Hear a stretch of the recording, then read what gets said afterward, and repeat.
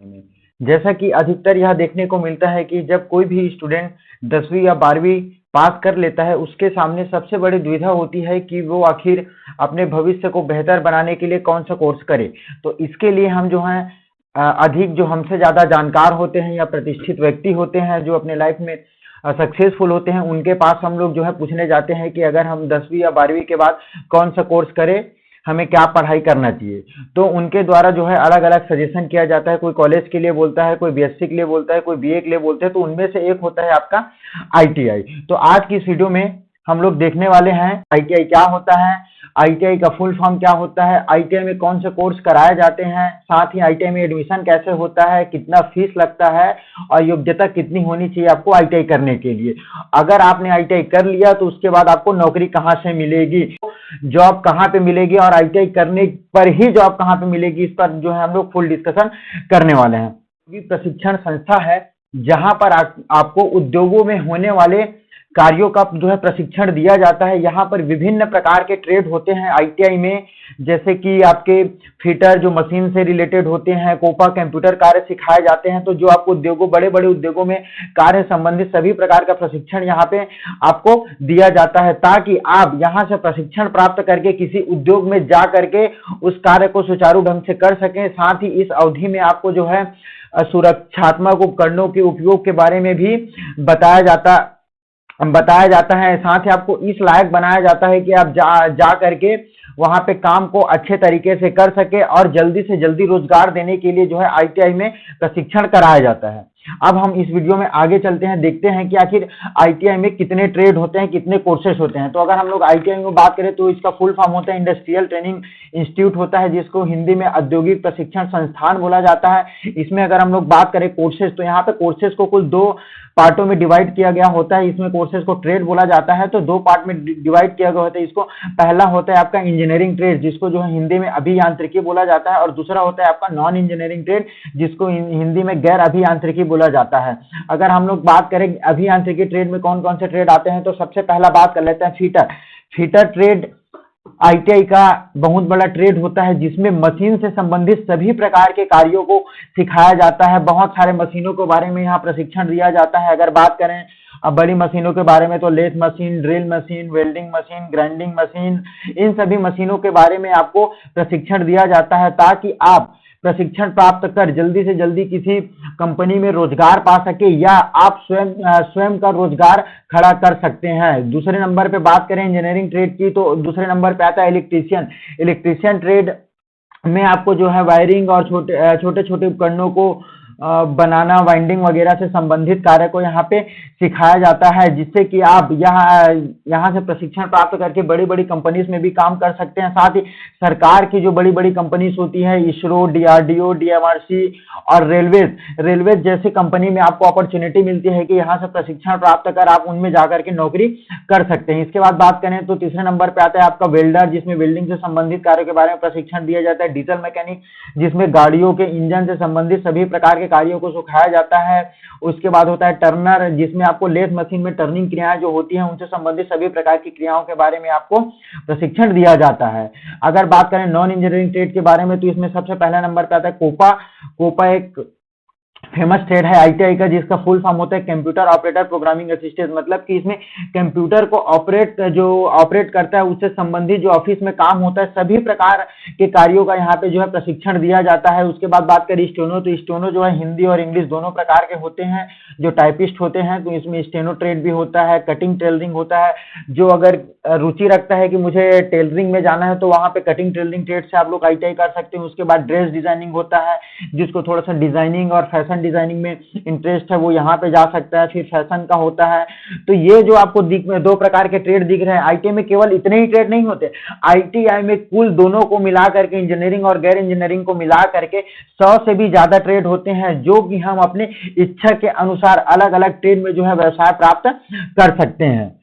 इसके बाद मैं बात करूं कि आईटीआई में एडमिशन कैसे होता है, तो देखिए अलग अलग स्टेट का जो है भारत देश में अलग अलग नियम होता है। किसी स्टेट में जो है इसको कॉम्पिटिटिव एग्जाम के थ्रू लिया जाता है। कंपटीशन एग्जाम में जो हम लोग मार्क्स सिक्योर करते हैं उसके अकॉर्डिंग हमें जो है कॉलेज मिलता है। लेकिन किसी स्टेट में ये होता है कि उनसे ऑनलाइन फॉर्म मंगाए जाते हैं।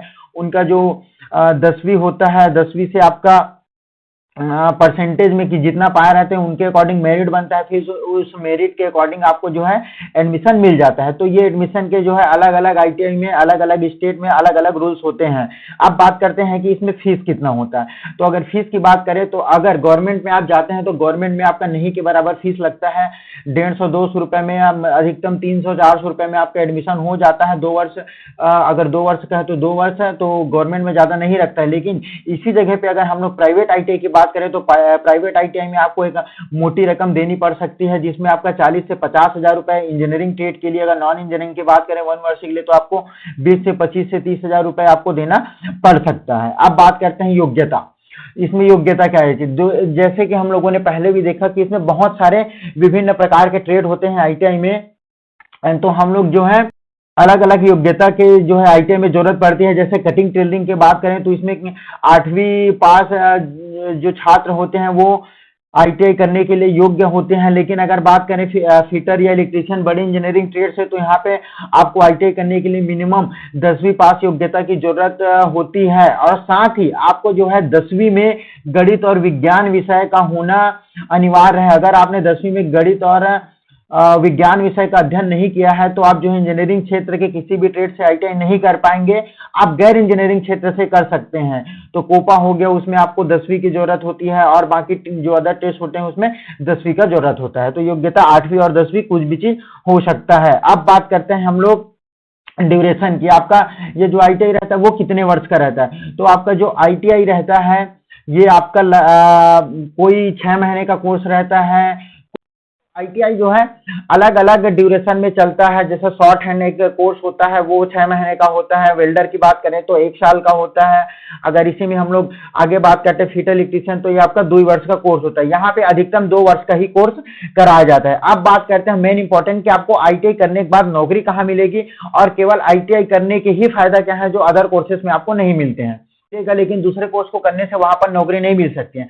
तो इसमें हम लोग सबसे पहले अगर बात करें तो आपको जो है आईटीआई करने के बाद सबसे बड़ा मौका मिलता है आपको रेलवेज में जाने का।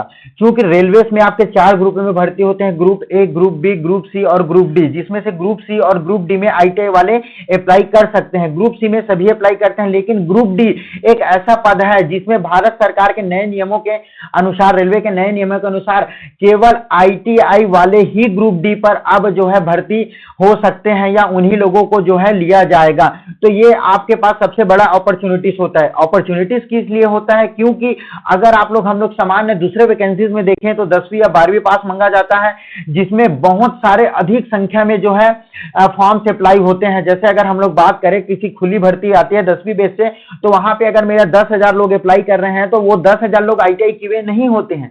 अगर आपका आईटीआई मांग रहा है तो वो 10,000 से घट करके 2-3 हजार में आ जाता है। तो आपका कंपटीशन कम हो जाता है, जो केवल आपको आईटीआई करने से मिलेगा। इसके बाद अगर मैं बात करूं तो बड़े बड़े प्रतिष्ठित कंपनी जैसे आपका डीआरडीओ, नेवी, एयर फोर्सेस या जितने भी प्रकार के फोर्सेस होते हैं उसमें आपको आईटीआई के थ्रू जाने का मौका मिलता है। साथ ही आपको DRDO, defence research development organisation, जो कि भारत सरकार के रक्षा मंत्रालय के अंतर्गत आता है, जिसमें आप लोग जा करके बेहतर भविष्य बना सकते हैं। इसमें केवल जैसे इंजीनियरिंग ट्रेड से आप लोग किए हैं या नॉन इंजीनियरिंग ट्रेड से भी आईटीआई किए हैं, तो केवल यहाँ पे टेक्नीशियन का पोस्ट केवल आईटीआई के लिए निकलता है। यहाँ पे किसी अलग को नहीं लिया जाता है टेक्नीशियन ए के पोस्ट पे। इसके बाद ISRO one of the best company है भारत सरकार की, इंडियन स्पेस रिसर्च ऑर्गेनाइजेशन, जिसमें केवल यहाँ भी टेक्नीशियन के पद पर केवल आईटीआई वालों को लिया जाता है। तो ये आपके लिए अच्छा अपॉर्चुनिटी हो सकता है। साथ ही अगर बात करें हम लोग ऐसे महारत्न, मिनी रत्न कंपनी के बारे में, तो एक आपका one of the best company आ जाता है SAIL, steel authority of India limited, जिसका Bhilai steel plant, Bokaro steel plant, Durgapur steel plant, ऐसे स्टील प्लांट में केवल जो है आईटीआई वालों को लिया जाता है। ये तो इस सरकारी कंपनीज में कुछ सरकारी कंपनी का नाम बता दिया, और इसमें बहुत सारे आते हैं जैसे सेल, भेल, एयरपोर्ट लिमिटेड का, जेल का आता है, ओएनजीसी का आता है, एनटीपीसी का आता है, एनएमडीसी का आता है, एनपीसीआईएल का आता है, एनएफएल का आता है। ऐसी बहुत सारी कंपनियां हैं जो केवल आईटीआई वालों को जॉब प्रोवाइड कराती है। ये तो बात हुई सरकारी कंपनीज की। इसके अलावा बड़े बड़े प्राइवेट कंपनीज में भी जा सकते हैं, जैसे टाटा मोटर्स हो गया, मारुति सुजुकी हर साल टेम्परेरी वर्कमैन के पोस्ट के लिए नौकरी निकालते हैं, जिसमें आप अच्छा सैलरी के साथ 20,000 प्लस के सैलरी के साथ जो है आपको जॉब मिलता है। साथ ही आपका Reliance, Hyundai, Honda, Eicher, Tata steel, Jindal, Wipro, Videocon, Infosys, ऐसे महिंद्रा आदि बड़ी बड़ी कंपनी आपको जो है आईटीआई के बाद जॉब प्रोवाइड कराती है। अब इसके बाद कहते हैं ये तो है जॉब, सरकारी या प्राइवेट। अगर हमको जॉब नहीं करना है तो ये आपको स्वरोजगार भी देती है। जैसे मान लीजिए मैंने कोपा से आईटीआई कर लिया, तो कोपा से आईटीआई करने के बाद आप खुद का जो है एक लोक सेवा केंद्र खोल सकते हैं, या कहीं भी आपने गांव पे जो है ऑनलाइन सर्विसेज को प्रोवाइड करा सकते हैं। अगर आपने इंजीनियरिंग टेट फिटर या इलेक्ट्रिशियन से किया तो इलेक्ट्रिशियन से करने के बाद आप छोटी मोटी रिपेयरिंग शॉप खोल सकते हैं, या फिटर से करने के बाद आप लेथ मशीन का दुकान खोल सकते हैं, या वेल्डिंग मशीन का दुकान खोल सकते हैं, या फिर प्लम्बरिंग का काम कर सकते हैं। तो ये सारे अपॉर्चुनिटीज आपको केवल आईटीआई करने के बाद मिलता है। चलिए अब बात करते हैं, स्वरोजगार तो हो गया, लेकिन रोजगार करने के लिए आपको आर्थिक सहायता की भी जरूरत है। तो इसके लिए जो है बैंक आपको ऋण भी प्रदान कराता है। अगर आपने आईटीआई कर रखा है तो आपको आईटीआई सर्टिफिकेट के ही भरोसे आपको जो है बैंक के द्वारा लोन भी प्राप्त होता है। तो ये बहुत सारे फायदे होते हैं जो केवल आपको आईटीआई करने से मिलते हैं। अगर आपको हमारा वीडियो अच्छा लगा होगा तो हमारे चैनल को सब्सक्राइब जरूर करें, जिससे कि आपको हमारे चैनल पर आने वाले सभी प्रकार के वीडियो मिल सके, साथ ही आईटीआई से संबंधित सभी प्रकार की जानकारी से आप अवेयर रह सके। तो वीडियो